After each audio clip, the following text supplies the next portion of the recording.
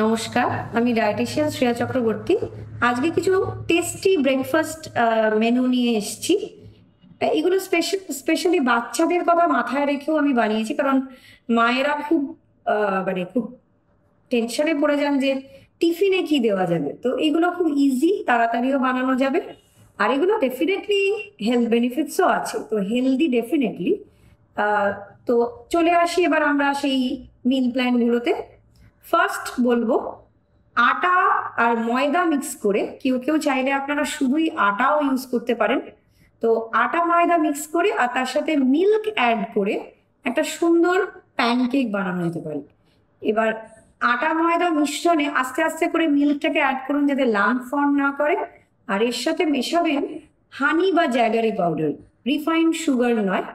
তো এরপরে একটা নর্মাল, খুব জলীয় নয় আবার খুব বেশি টাইটও নয়, একটা মিডিয়াম একটা ব্যাটার বানিয়ে এটাকে আস্তে করে, যেটা হিটেড প্যান তার মধ্যে একটু অয়েল ব্রাশ করে নিয়ে সেটার উপর যদি স্প্রেড করতে থাকেন একটা হাতা দিয়ে, তাহলে দেখবেন যে একটা সুন্দর, দু সাইডটা অবশ্যই উল্টে পাল্টে দিতে হবে, তাহলে একটা প্যানকেক তৈরি হয়ে যাবে যেটা খুবই টেস্টি।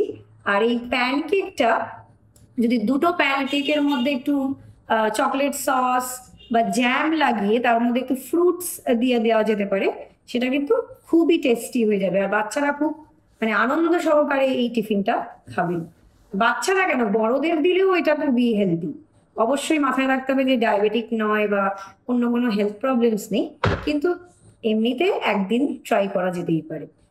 এরপরে চলে আসি, সেটা হচ্ছে রুটি রোলস। তো এই আমি কেন রুটির ওপরে জোর দিলাম, এটা আটা বা মাল্টিগ্রেন আটায় বানাতেই পারেন, কিন্তু পারাঠা নয়, যাতে তেলের ইউজেজটা কম থাকে।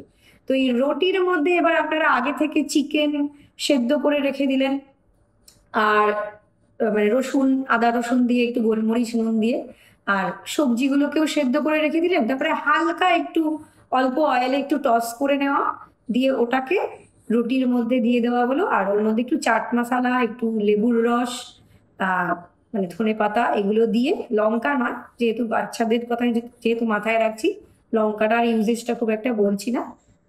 তো সেই কারণে এই রুটি রোলটা কিন্তু মেনু প্ল্যানে রাখতেই পারেন, এটা কিন্তু খুবই টেস্টি। আর মানে হেলদিও, যেহেতু তেলের ইউজেজটা বেশি হলো না।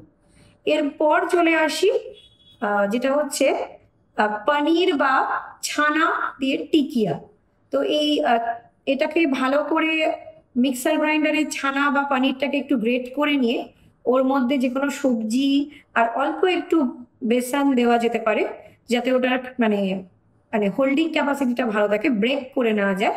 তো ওটাকে হাতে একটা অল্প গোলাকার শেপ দিলে, মানে একটু চ্যাপটা, সেটা যদি অল্প ব্রাশ অফ অয়েলে প্যানে আপনারা ওটাকে দু সাইডে উল্টো পাল্টা করে আস্তে করে, মানে বেশি তেলে নয়, যদি একটা মানে একটা পানির কাবাব টাইপের হয়ে যেতে পারে। এটা এবার আপনারা যেটা বললাম একটু আগে, রুটির মধ্যে দিয়ে রোল হিসেবেও খাওয়া যেতে পারে, বা ব্রাউন ব্রেড নিয়ে ওটাকে স্যান্ডউইচ করেও আপনারা খেতে পারেন। তো এটাও কিন্তু একটা খুব টেস্টি মিল। এরপরে আমি বলবো ভার্মিসেলি উপমা। ভার্মিসেলি মানে হচ্ছে সিমুই। সিমুই হয়তো আপনারা সবসময় দুধের সাথে মিষ্টি করেই খেয়েছেন, তো এটা কিন্তু ট্রাই করা যেতে পারে। এটা নোনতা মানে ভাবে সিমুইটাকে বানানো। তো এবার সিমুইটাকে সেদ্ধ করে নিন। আর বাচ্চাদের যদি বলেন যে সিমুই চাউমিন, তাহলে কিন্তু তারা খুবই ইন্টারেস্ট নিয়ে এটা খাবে। তো এটার সাথে এবার সবজিও দিয়ে দিন ছোট ছোট করে কেটে। আর সবজিগুলোকে যদি আগে থেকে সেদ্ধ করে নেওয়া যেতে পারে, তাহলে কিন্তু তেলের পরিমাণটা কম লাগে।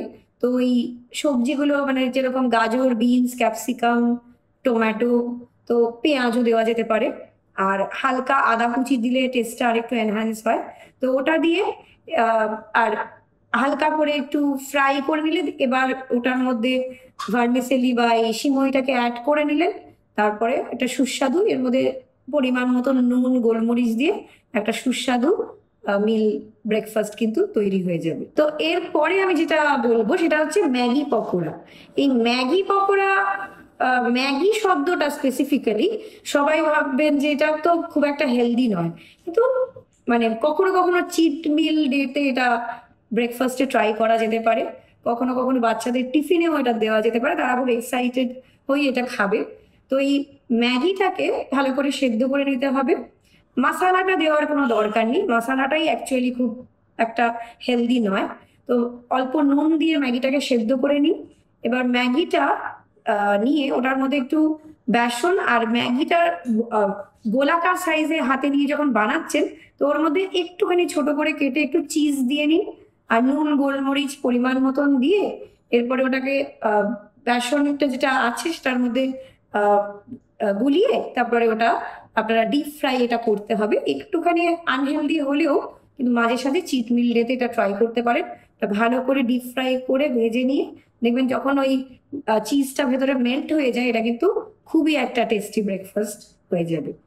তো আশা করি এই মিল প্ল্যানগুলো আপনাদের ভালো লাগবে, ট্রাই করতে পারেন। নমস্কার।